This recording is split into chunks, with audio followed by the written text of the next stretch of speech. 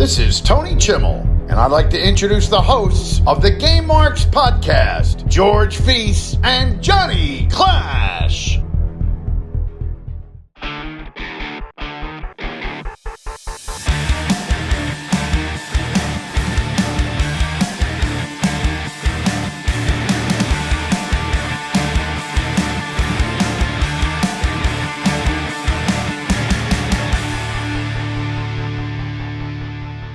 Welcome to the Game Marks podcast, where each and every week we take a deep dive into the good, the bad, and the awesome of wrestling video games. I'm the man they call Johnny Clash. And I am George Feis, and today we are playing Super Fire Pro Wrestling 3 Final Bout. We also discuss what defunct stores we would resurrect, and your boys over at the Game Marks podcast are going to switch things up. We got some big changes that we will be announcing later on in this episode. And please subscribe and leave a 5-star review for this podcast on Apple Podcasts and Spotify, and follow us on all forms of social media at Game Marks Pod. And don't forget, you can get this episode early and ad-free at patreon.com/podexchange, along with the show notes, Discord access, live recordings, giveaways, and more from us and our friends at Going Postal and State of Affairs. This week we put up OMG, where we played a couple of different racing games. That was a lot of fun. And Clash at the Feast, where the game I choose is SmackDown 1. And SmackDown is exactly what happened. I'll just leave it at that. George takes a sip of water. Well, let's talk about last week. We played WWE Mobile Madness. There's not really much to talk about in this game moving forward. We kind of tucked it into its rightful place inside the graveyard, and we're gonna leave it there. Yeah, you just covered so many things, and I don't even know where to begin. I had caffeine, George. I had caffeine. Well, do you happen to have the gift that was bestowed upon you? What did I give you when we got together? Yes.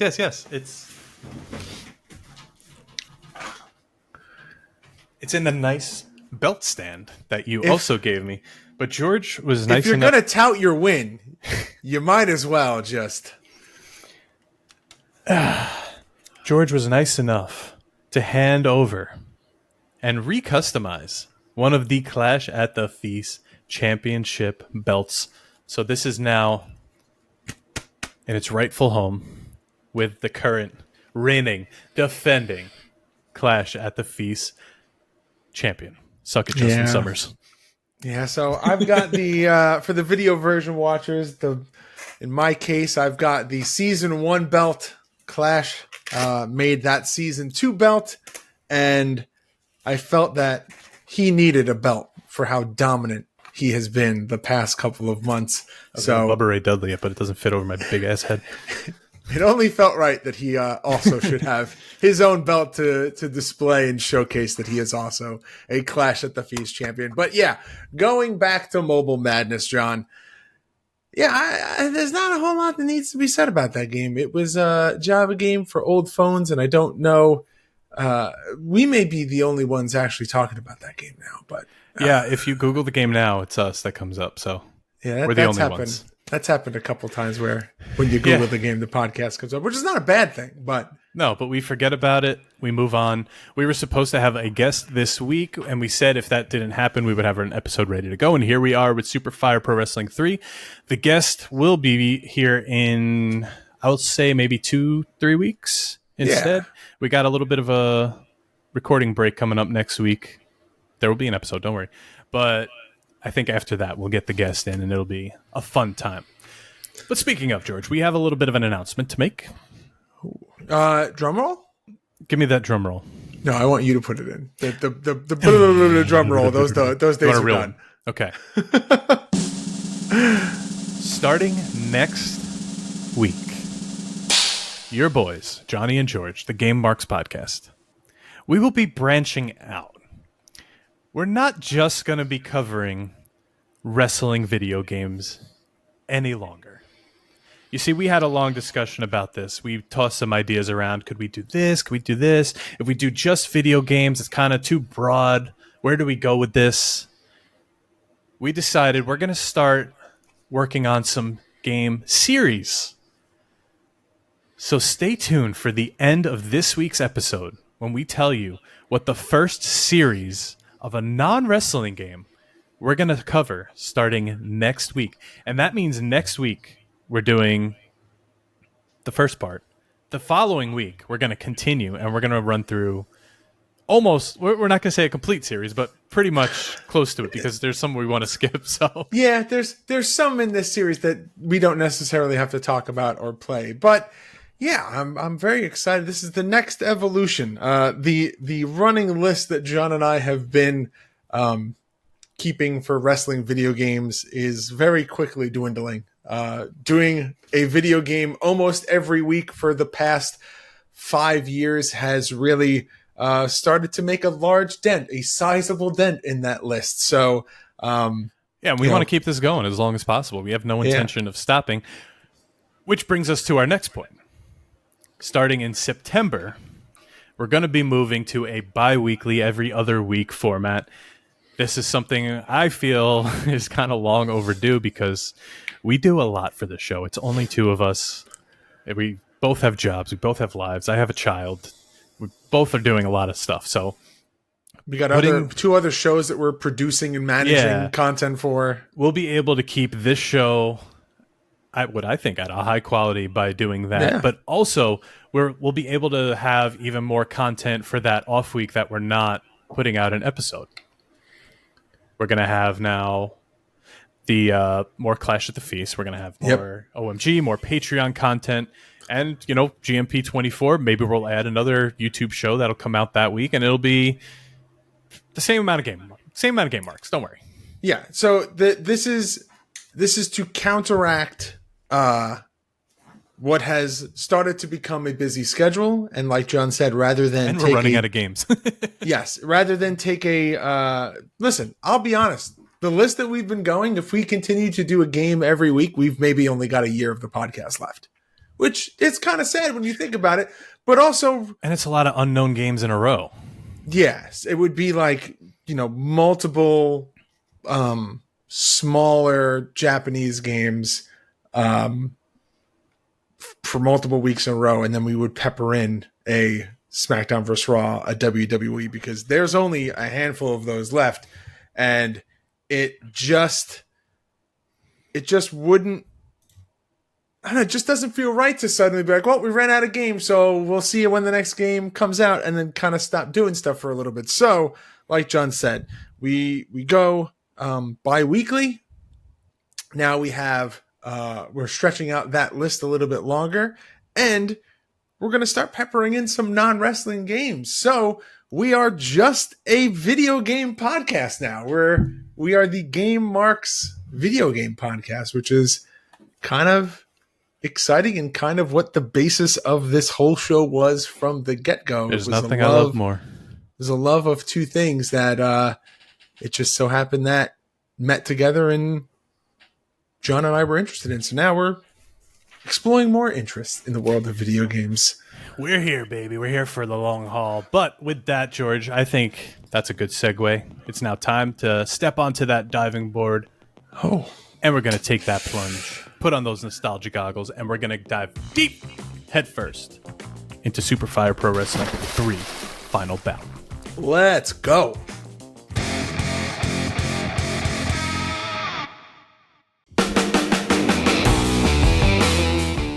Looking to add the newest wrestling figures to your lineup? There's no better spot to pick up your next figure than the Wrestling Collector Shop. Started by collectors for collectors around the globe, Wrestling Collector Shop has been serving the fans the latest and greatest in wrestling action figures since 2002. So the next time you're looking for the newest wrestling collectible to add to your collection, make sure to go to WrestlingCollectorShop.com and use code GameMarks to save yourself 10% on your order. That's 10% off your order with code GameMarks at WrestlingCollectorShop.com.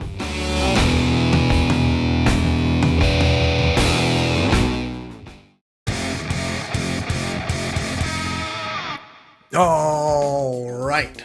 The deep dive brought to you by our friends over at Wrestling Collector Shop. You just heard the ad. Make sure to use code GameMarks to save yourself 10% at WrestlingCollectorShop.com. And courtesy of Wrestling Collector Shop, we give away a figure each and every week. Last week, all you had to do was leave us a review on Apple Podcast or Spotify, and you were entered to win a Rhea Ripley and Dominic Mysterio figure. 2 figures just for leaving a review. Clash. We're gonna keep that one going until August 9th, the Friday. So that one's going to continue for another week. But as you can see here, I got Rhea and Dom. But next week, I'm going to tell you what you have to do to win this Elite 109 Cody Rhodes. That's Cody in the nice gray suit. Oh, okay. All right. So we got so stay tuned for that. One more week of Rhea Ripley and Dominic Mysterio ending on August 9th. And then you can finish your story with the Cody Rhodes suited action figure. Finish your story at Men's Warehouse. Here we go, John. This is falling off my shoulder. I'm just gonna... Yeah, it's fine. I didn't intend for you to wear it for the whole show. I wanted to. Okay. Here we go. Superfire Pro Wrestling 3 Final Bout, released December 28th, 1993 for the Super NES or the Super Famicom, developed and published by Human Entertainment. You're not surprised. It's a Fire Pro Wrestling game. Who else makes them? Not many other people. Other wrestling video games in 1993, you've got All Japan Pro Wrestling, All Japan Pro Wrestling Dash, World's Strongest Tag Team, New Japan Pro Wrestling, Fantastic Story in Tokyo Dome, WWF Royal Rumble, Rage in the Cage, and King of the Ring. You've also got Frontier Martial Arts Wrestling, Atsushi Onita FMW, Superfire Pro Wrestling 3 Final Bout, Saturday Night Slam Masters, and that's it. A lot of these games we have already played, which goes back to the conversation that we talked about earlier, where we are chipping away at that games list every single episode. Most of these actually,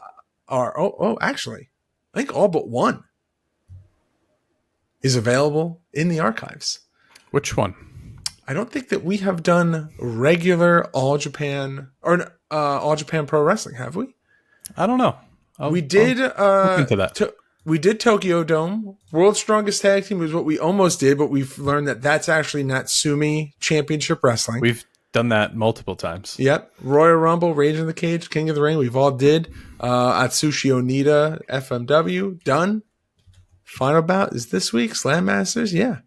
I'll say this, though. Every time we've played, we did All Japan Pro Wrestling. Did we? I'm looking at I think Fantastic Story in Tokyo Dome is actually something else. Year 1, we did All Japan Pro Wrestling. Oh, damn. So we have done every game on that list. I have liked every single one, I feel. There's some maybe maybe future endeavored, but they all have like a really nice look and feel to them. So yeah, I get excited when we play those.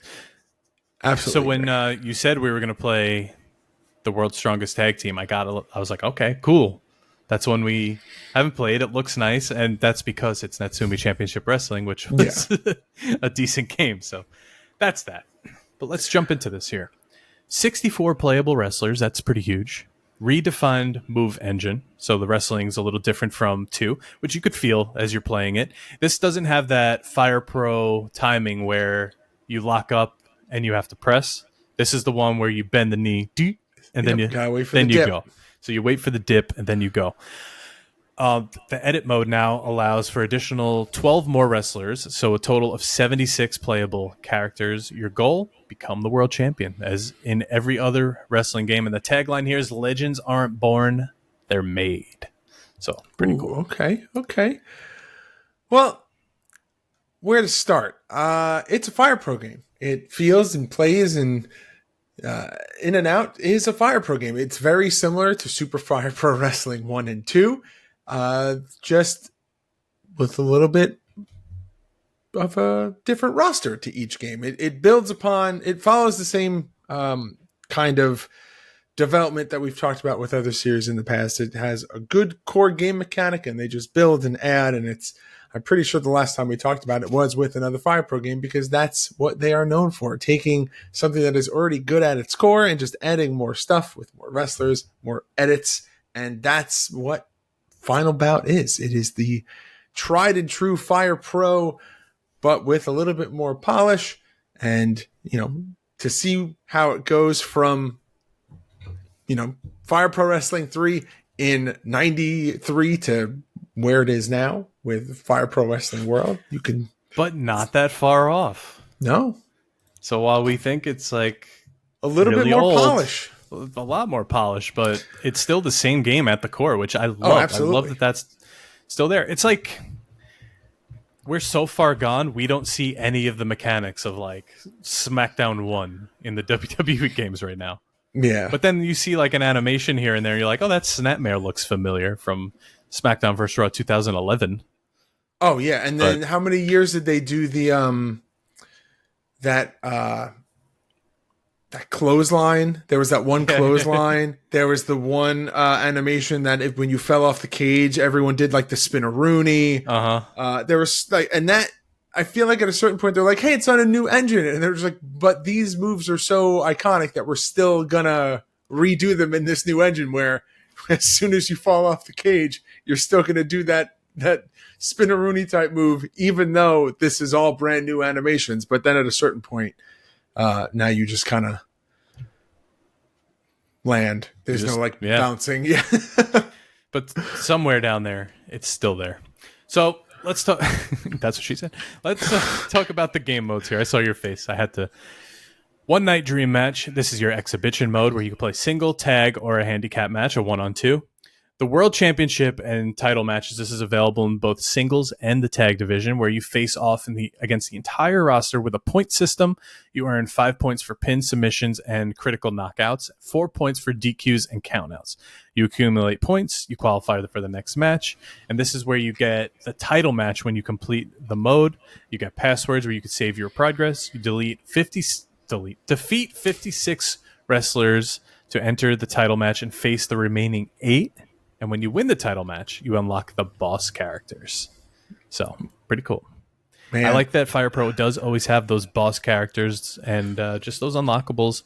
It's nothing crazy. It's not like crazy unlockables, new arenas, big thing, blah, blah, blah, FMV, blah, blah, blah. You get more wrestlers, and that's all you could ask for. Imagine we got Evil Uno as an unlockable wrestler. I'm not even going to get to it. I'm not even going to do it. I'm not even going to do it. I'm not even going to get into it. You have That was weeks ago, John. Stop living in the past. You have Open League, and this is where 8 wrestlers or teams can participate in a round-robin tournament. Elimination, which is a 5-on-5 elimination match. Last team standing wins. A tournament, which is also just a regular tournament with 8 wrestlers or teams, but it's not point-based. Battle Royale, where it's 4 wrestlers compete at the same time, elimination style. And, of course, your edit mode, where you get to edit your wrestlers, make new wrestlers, have some fun. This is what people love to do in Fire Pro. This is one of the main reasons Fire Pro is so huge, and Fire Pro Wrestling World is the monster that it is. I gotta tell you though, we're about to break into the discussion about the gameplay and how that all goes out. And the glaring thing with the last 3 Super Fire Pro games is this is a camera angle that we have notoriously hated when other games had. But I don't necessarily hate it here because I feel like the gameplay is faster paced.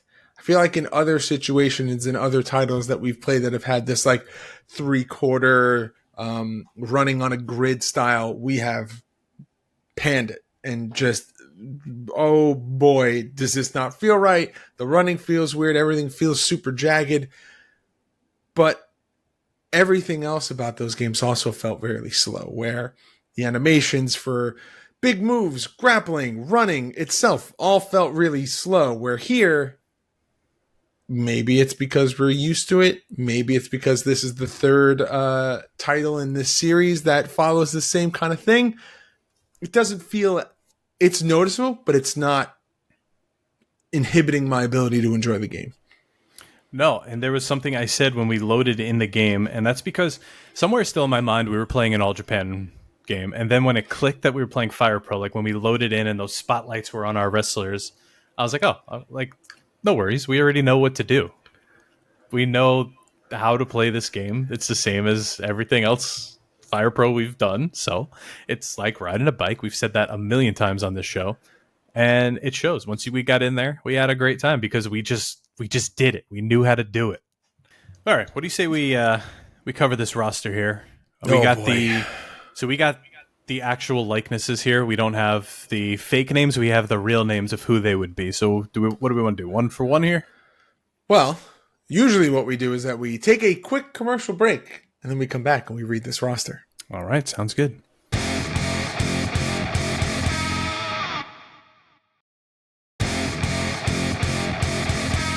I've ruined the episode. John's quitting the podcast. Your roster for Superfire Pro Wrestling 3. Do you want to just go? We'll just go section by section, and then as we get to the bottom, we'll just. That's the way you want to word it. Sure. we'll just tag it in and out.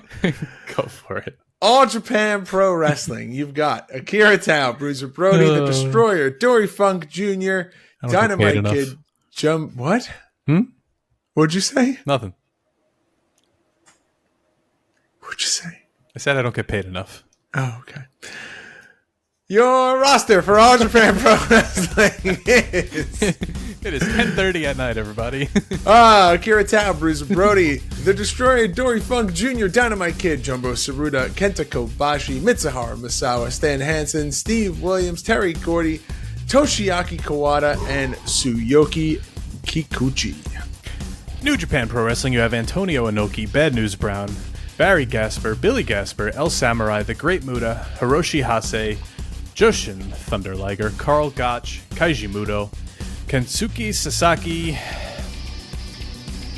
Kotetsu Yamamoto, we'll say that's right, Luthez, Matsuhiro Chono, Masa Saito, Pegasus Kid, Power Warrior, Riki Choshu, Road Warrior Hawk, Scott Norton, Shinya Hashimoto, and Tatsumi Fujinami. And then you have the WWF with Bam Bam Bigelow, Hulk Hogan, Rick Steiner, Road Warrior Animal, Scott Steiner, The Ultimate Warrior. And then moving on over to WCW, you've got Big Van Vader, Sting. And in rings, you've got Akira Maeda, Dick Bridge. I know I'm not saying that right. And Volk Han. John, Volk tagging Han. you in. FMW, you have Atsushi Onita and Tiger Jeet Singh. UWFI, you have Gary Albright, Kazuya Yamazaki, Nabuhiko Takada. For HWP, you have Ken Shamrock, Masakatsu Funaki, and Minoru Suzuki. For War, you have Junichiro Tenryu, Koji Kitao, Mil Mascaras, and Ultimo Dragon. I'll just keep going. EMLL, you have Dos Caras. MPW, which was my EFED name. You have The Great Sasuke. PWFG, not Pro Wrestling Gorilla. This is Pro Wrestling Fujiwara Group. You have Yoshiyaku Fujiwara. Fucking gorilla. Yeah. For IWAJ, you have Terry Funk. JWA, you have Ricky Dozen. And UWF, you have Tiger Mask. What did you say was your EFED name? MPW. You That read was it our so Fed.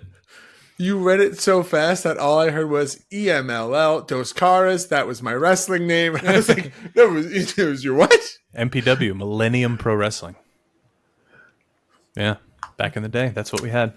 We've said so many times that we were going to do a EFED online episode. It's gonna happen. I just want my guys in it, and they're just like not available. There was one person that we were really banking on coming on, and they. I still check my Reddit almost every day for that person. I think their price tag's a little too high now. I know who you're talking about. We're talking about different people, but I know who you're talking about. Okay. Maybe one day. Let's talk about this cover here, John, because it is very similar to Fire Pro Wrestling X. I don't know if you remember that one. Yes, the guy standing there. This is Yep. Yeah. I like this one. It's got like kind of that anime look to it where it's more of like not just a wrestling game. It looks more like an adventure. Like you're about to go have an experience with this game, judging by the cover. Ooh, wait a second. I have a Did You Know, but you don't have a Did You Know. No, I don't. There wasn't enough for a Did You Know. So if you want to add a Did You Know, do it right now. So I was looking up the difference earlier between all of the Super Fire Pro games, and I learned from a Suda51 Wikipedia Yeah, that saw this that. is the first game that Suda51 has a video game credit as a scenario writer. All right. Cool. And we know what happens after that. The rest is history. Yeah, there's a lot of other Fire Pro games that have his involvement for sure. But let's go back to this cover here. Fire Pro Wrestling in that amazing font, as we've always seen, and with this just Super Fire Pro Wrestling 3 written on top of it. But the visual here, you've got the wrestler standing there, that beautiful red cloak just flapping in the breeze. You got the Jumbotron in the middle of the ring, the wrestler in the middle of the ring just saying, come on, bring it, and you're ready to go. You're ready to bring the heat. I like this. I like this cover a lot. I would consider this or Fire Pro Wrestling X, even though that's the depressing one, right? As another poster spot in the room. Yeah. There's just something about you saying flapping in the breeze that I didn't like. But yeah, I agree. Like this a cover, flock of seagulls flapping in the breeze. I have so many questions, but I will say this. This generation of Fire Pro covers is all over the place. Jog your memory. Go look up what 2 looks like because it's weird. Not weird. It's just it's not in line with this. The cover, the Game Boy Advance Ethan Page looking one. No, the Super Fire Pro Wrestling 2 cover is just blue with the ring. Mm-hmm. And then Super Fire Pro Wrestling 1 is just has the Super Fire Pro Wrestling font and a wrestler on the cover. Yeah. Both of those we gave away courtesy of Elder Spark, right? That is very true. We did do that. But this is that big leap into the more animated, cartoony anime style that we will come to know and love for a couple generations of these Super Fire Pro or Fire Pro Wrestling games, which is cool. It's a very unique art style. It's something that is... Japanese wrestling games are no strangers to illustrations in their cover art, but there's something about the Fire Pro Wrestling game ones that feel very unique. Yeah, I could very much agree to that. So let's talk about the art style while we're at it. Because you load in, you got that cool Fire Pro Wrestling little graphic. It is very, you're on the Super Famicom. Everything's a little very cartoony. So that's what you're going to get. There's no realistic here. You're not getting real wrestlers. So the most you're going to get is that little render on the roster screen and the character select. So, which they do a great job of illustrating who it's supposed to be and showing you the sprite next to it. Sometimes that could get a little bit lost in these games because they do look so far off. It's just like a guy in trunks with blonde hair where they have this like detailed profile icon. But I like that they show both so you know what you're getting once you're actually in the match. Maybe you're both wearing red and you don't know which one is you, something like that. But everything in here is very detailed. Still has that same Fire Pro look, like George mentioned earlier, that 3/4 turned camera. The announcers are in the crowd on that very Japanese, New Japan looking table because they are very different there, very stiff. They go mild. They go very mild in this game. There's not a lot of... It's literally just a mouth animation and nothing else. Yeah, you got the cameraman looking over the barricade, which is pretty cool. And, of course, the beautiful crowd. I love the in-ring introductions when the match starts. The referee holds his hands up, both of you in your corners. You got 2 wrestlers getting introduced with the spotlight shining on them. The lights go dim. Sometimes in a game like this, that's all you need because some of them are so bare bones from this era. Even moving forward, they're so bare bones. There's no entrances or anything. Just something like this just sets that tone like, oh, this is a really cool game. They're giving me at least a cinematic. Like you feel like you're in it. And that's what I was going to ask because we've played so many of them. And this doesn't necessarily just have to be a question for John. If you're also a fan of the Fire Pro Wrestling series, I would love to know your answer to this question too.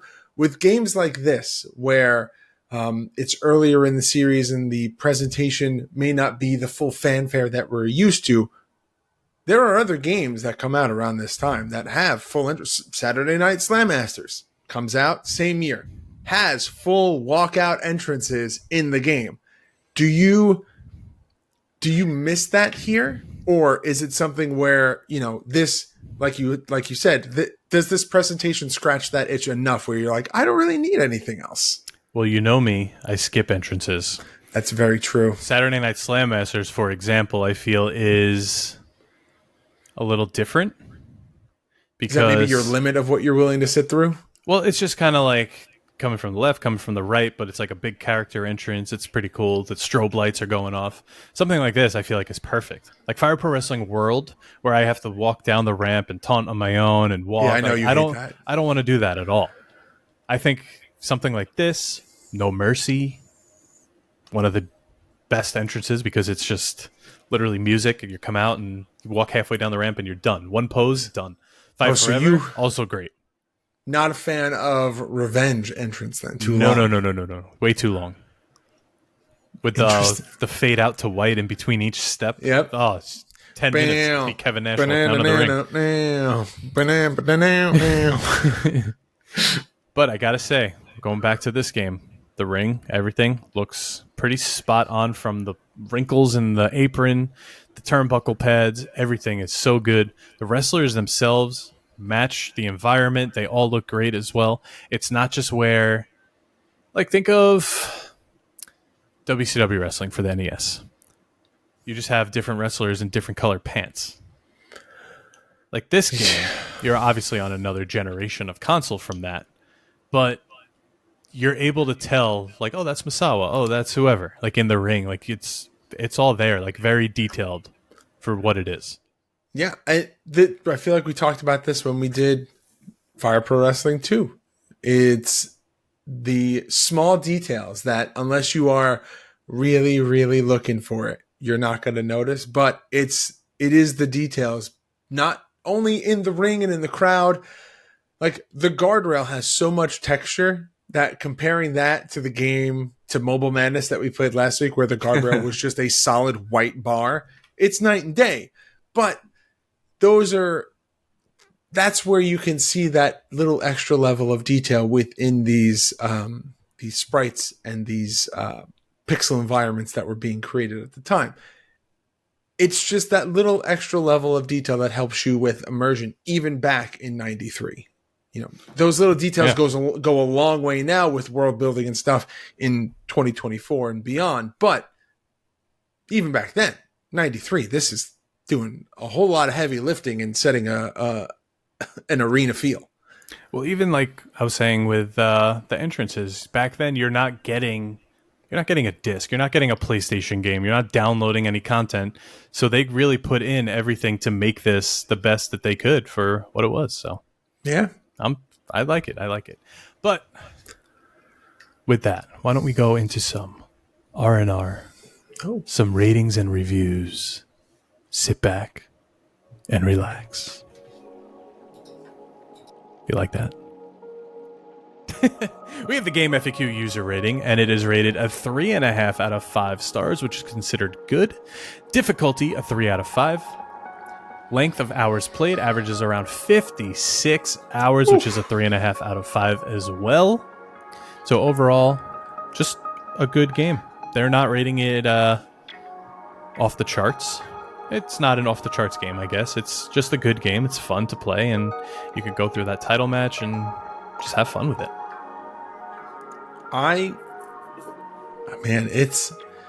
It's always interesting to see these user ratings, because I always try to put myself in that scenario, like average length of playtime. Our rating is not as sectioned off as this is. We have either one option or the other, where when you read these, I always try to put myself in their shoes. I'm like, oh, how long could I sit and play this game? Like, yes, it's fun, but it's been a while since we mentioned it. I feel like now is a great time to mention it. When we make our ratings, we do not take into consideration how fun it is to play with someone else. So, like, John and I have been doing this podcast for a long time. We are friends. Any game that we play, we will find something stupid and funny to laugh at in the game.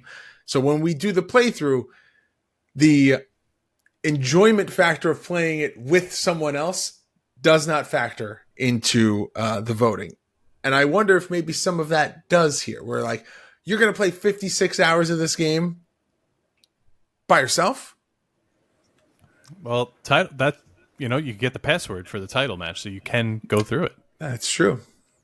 You just breeze through it every single time. Yeah. You never know. I always try to try to put myself in that headspace of if I was doing the game FAQs user rating, like where would I score it on? You know what the thing is, George? The difficulty, the length. You actually could go on Game FAQ and you could do the user ratings.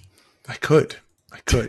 But I'm saying in the context of the podcast, I try to think of in this moment while we're doing, we're about to do our review. If we broke it down like this, how would I score it? That's true. But speaking of, I think you don't have to think about it. I think we should do that right now because you know what time it is? It's time to rate the game. The game!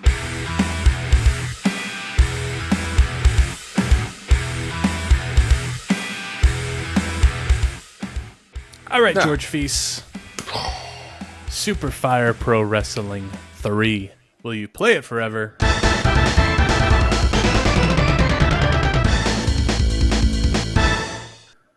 Or future endeavor?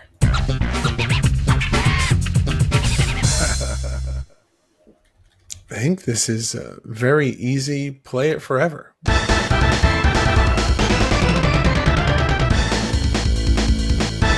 We are just on that road to the pinnacle of Fire Pro Wrestling games. And this is, again, we talk about it every time when we play these early Fire Pro games. They set the stage for where we are today. I think it is very, very cool to be able to go back and see the growth in every iteration of it. And then to know that the gameplay is still at its core mostly the same. We talked about it earlier on in the episode that the tie-up triggers for you to do your grappling moves is different, and that evolves over the course of the game. But still fun, still a lot of playtime available, and yeah, easy play it forever from me. And now, Johnny Clash, I turn that question over to you. Will you play it forever or future endeavor? Play it forever. Easy play it forever.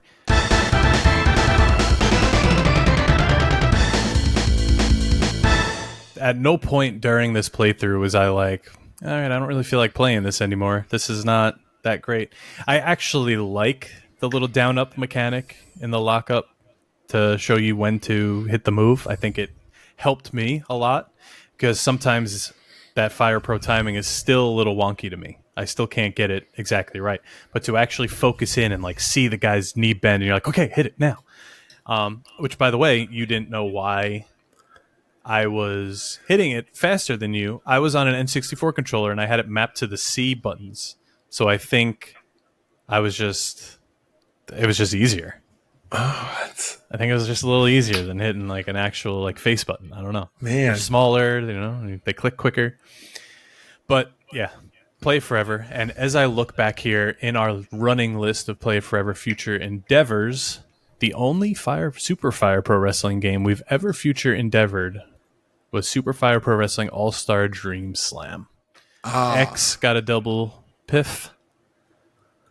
So did Super Fire Pro Wrestling Special. So did Super Fire Pro Wrestling. And so did Super Fire Pro Wrestling 2, which was only 6 episodes ago.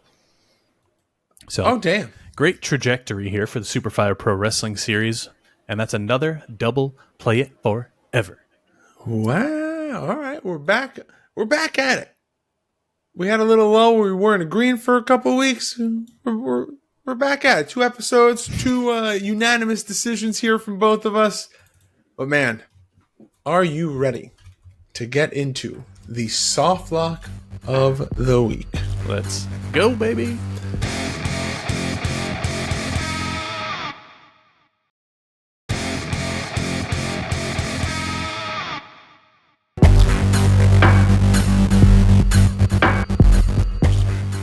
All right, the soft lock is a segment where one of our mega marks from Patreon gives us a topic to discuss, a question to answer. It's a question of the week with a fancy name. This week, it comes from our best bitch from the best batch, Mr. Elder Spork. And Spork's question is, what defunct retail store What defunct retail store would you bring back from the dead? That's tough, man. Is Blockbuster the easy answer? Blockbuster might be my... I feel like a lot of people are going to go to Toys R Us instantly. Oh, that's also a good one. KB Toys, Toys R Us. I'll say something, though. Funkoland. Yeah, we still got GameStop. It's still pretty much the same. Toys R Us, towards the end of its run, maybe the collector in me wasn't like awoken yet, but I kind of thought it was lame. But the last time, right before it closed, I did go and I bought my Finn Balor Elite, which was the first Elite ever, which kind of sent me down this wormhole, and a 12-pack of puzzles. So that was cool, but I think I'm with you. I think I'm with Blockbuster. Do you remember Hollywood Video? Oh, yeah. Game Crazy inside of there? That was even better than Blockbuster. I don't think I had, or maybe we just didn't have the membership there or whatever. Swoggle talked about this recently, that the difference, there was he was able to lay out a hard difference between Blockbuster and Hollywood Video. I don't remember exactly what he said, but he was just if you went to Hollywood Video, you were this kind of person, and if you went to Blockbuster, you were this kind of person. I went to both. I don't remember what she said, but there was also the local, both around the block from each other. The local rental places that were there and around. I don't know, man. Rental age of stuff is just a crazy thought. You could just go, remember Gamefly? Gamefly. I had Gamefly. The first game I ever got there was Call of Duty World at War. And it was high in demand, so I put it one on my list, and it came the next day. I'm like, oh shit, okay. It's Netflix for video games. Yeah, I kept it. I never returned it. So this is a good game. I'm gonna just keep it. It's brand new. The good old days, man. The good old days. I'm trying to think of what other defunct retailers are no longer in business. Radio Shack. Yeah. Sears. Oh no, Sears is still a thing. They just don't have Pergaments. the Stearns. Rock Bottom. Rock Bottom. Oh my god.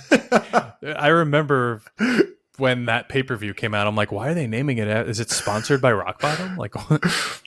Oh, fun times, man. Fun times.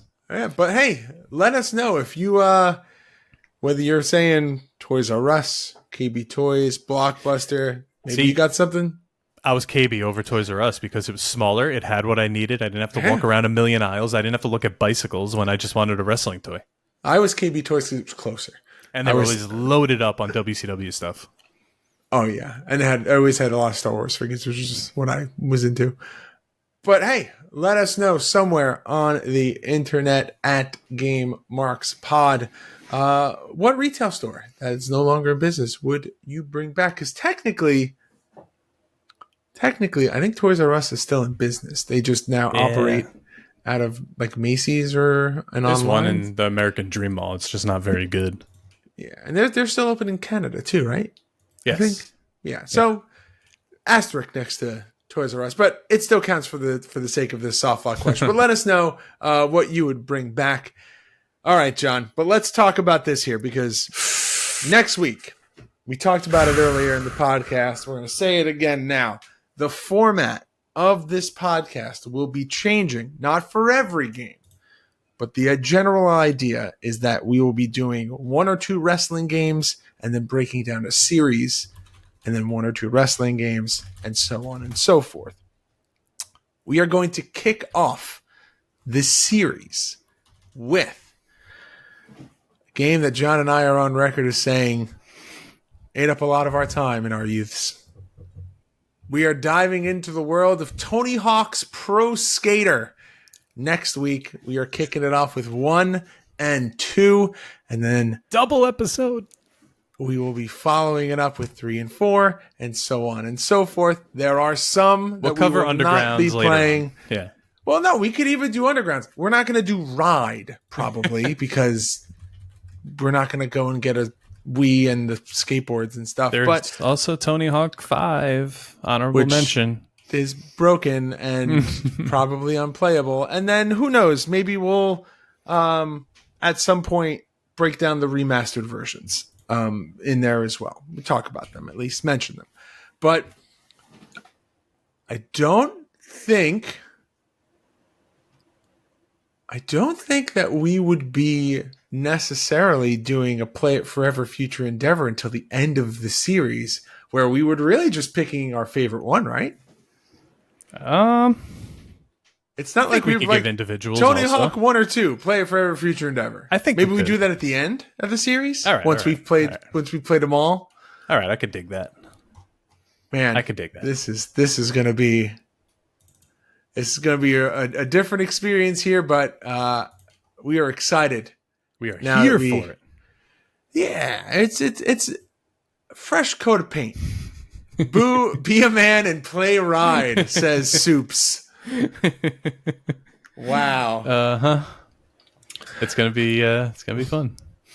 Well, we'll have to track down a Yeah, a Nintendo Wii and a ride, or is it Xbox and a ride? we'll hit up Will. He's definitely got one. Yeah, we can find one. But hey, as always, guys, you can check out all of our video content over at youtube.com/GameMarksPodcast.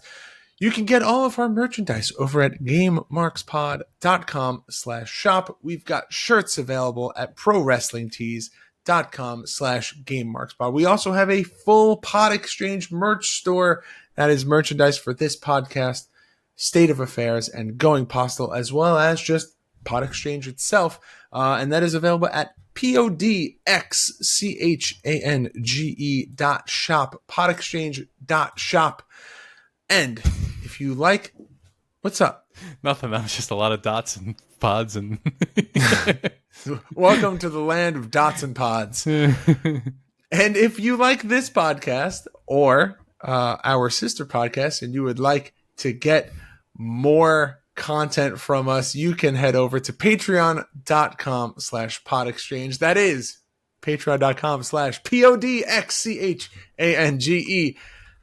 And if you would like to stay connected with us, you can follow along on all forms of social media at GameMarksPod. And please, as always, make sure to like, comment, subscribe, ring that notification bell. And if you could, please leave a review and a rating for this podcast on Apple Podcasts or Spotify. Hey, you could win yourself 2 free figures just for doing that, courtesy of Wrestling Collector Shop. And if you have a product or service that you would like to advertise on this podcast, please reach out to us at GameMarksPod@gmail.com.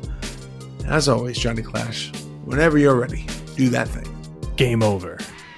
Marks.